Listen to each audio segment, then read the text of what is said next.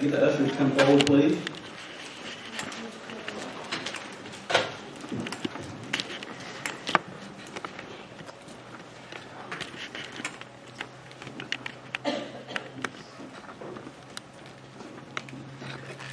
Heavenly Father, thank you again for this day.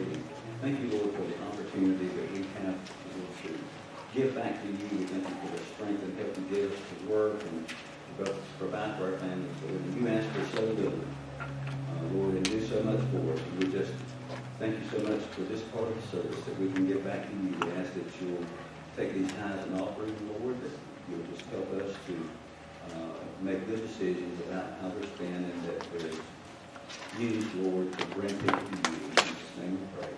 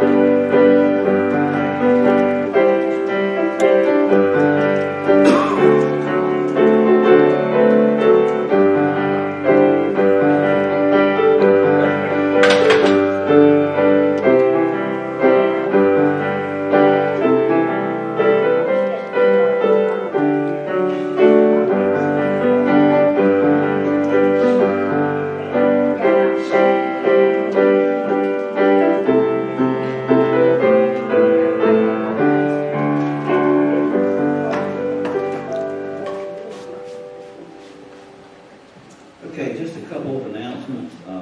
This Wednesday night, I think it's 6:40, is that right? The youth will be leaving here. They'll be going to Purple Penguin. So if you're youth age, I'm sure Andy would love to have you go. Saturday at 8 o'clock will be our dental bus. That's one of our bigger outreaches for the year. So if you have a part in that, just want to remind you of that. Then next Sunday, we'll have a guest speaker, actually a candidate for pastor, will be speaking, Daniel Thames. He'll be bringing the word, and then immediately after, we'll have a time that you'll be able to talk to him. We'll be having a fellowship lunch. So be thinking about questions you might have for him. Please plan on staying, having lunch, and fellowshipping with our congregation, but also take time to talk with Daniel and get to know him a little better. So I think that's it. So I'll go ahead and turn it over to Al.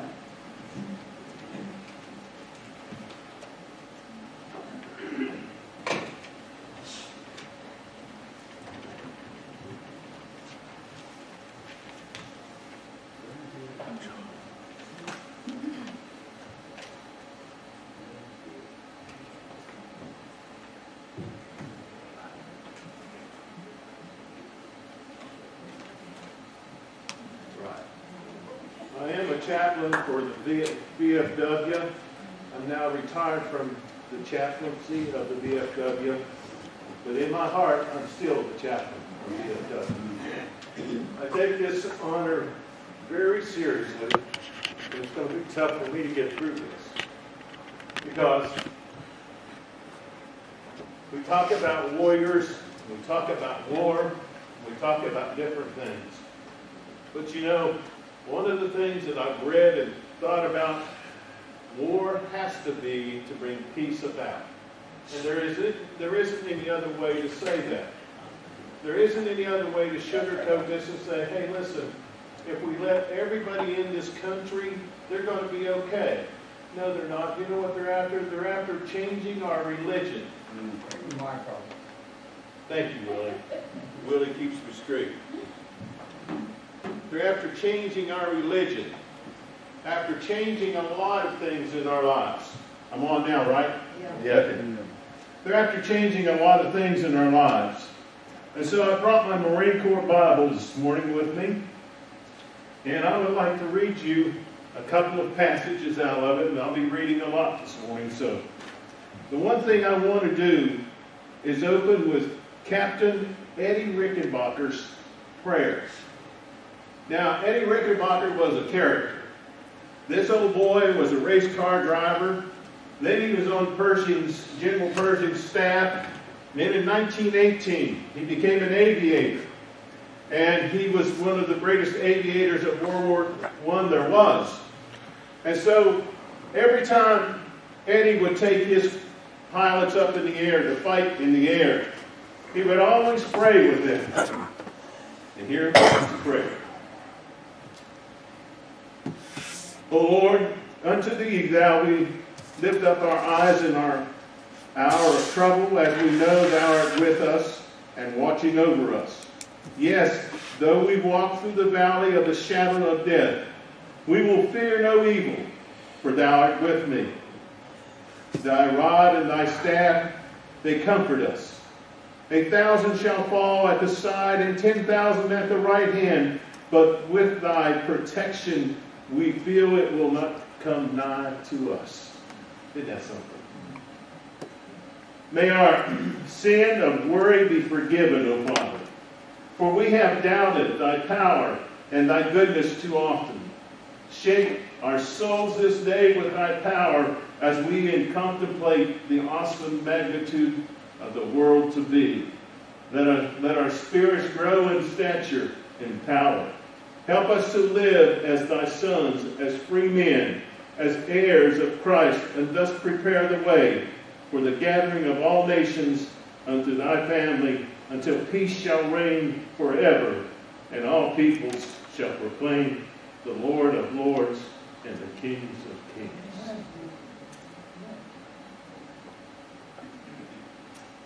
Can you imagine that Captain Rickenbacker taking his crew up into the air after prayer? And how much confidence they had in those old rickety planes as they flew over different dangerous parts. Rifle bullets could go right through them because they were nothing more than canvas. But here's a man who believed in the power and the protection of prayer. I want you to get that because that's so important, the power and protection of prayer. They asked old General Patton one time. Old General Patton asked them.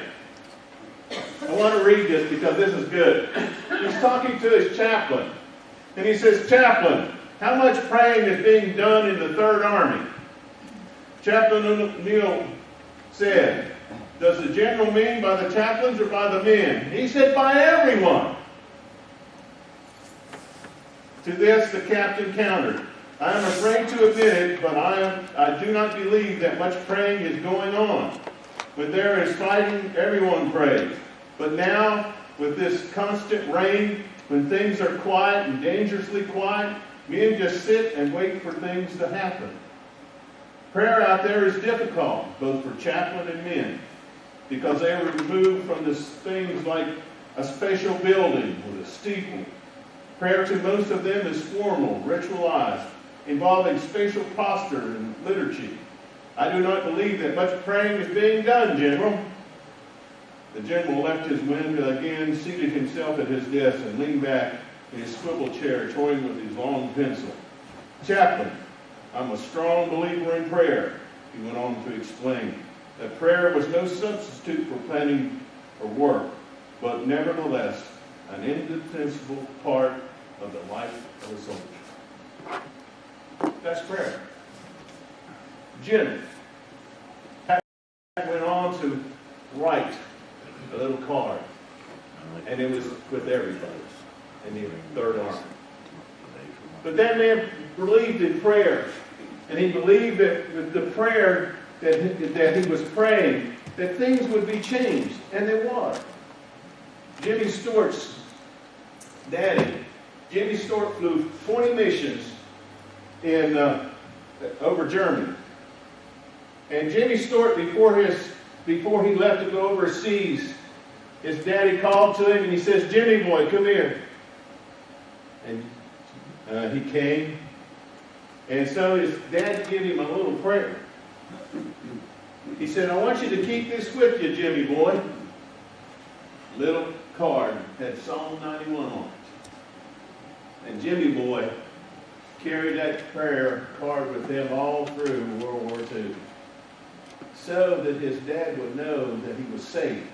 And he knew that with the power of the Word of God, he could be saved. And the only thing that gets any young man through war is the power of prayer from his home church, from his mom, from his dad. I know that for sure. I can tell you that for certain, that that's what gets men and women through war.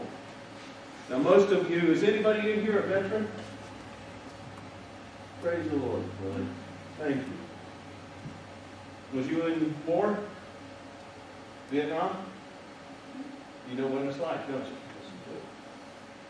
It's a place you don't ever want to be. It's a place that you've never experienced unless you've been there and done that. It changes your life forever. It changed my life forever. I stand before you as a victim of PTSD, Agent Orange, and whatever else he threw in there.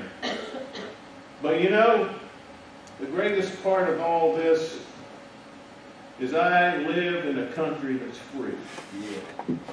I live in a country that doesn't dictate to me what I can do, but I live in a country that lets me worship my Lord as I please. Amen. You know, these other countries don't. You know why? Because they don't have a strong army like we have. A strong military like we have. The necessaries of freedom is a strong presence, power of the United States. And I believe that with all my heart. There's one captain that wrote a little thing, and I'm not going to read all of it to you, but he wrote this little thing, and he called himself the man of in between. And here he was, the enemy on this side, him there, and America on this side. And he saw the soldiers as the between freedom and, but if I don't, I'm going to start crying, so I'm not going to do that, okay? I'm going to read you a little bit of this. He talks about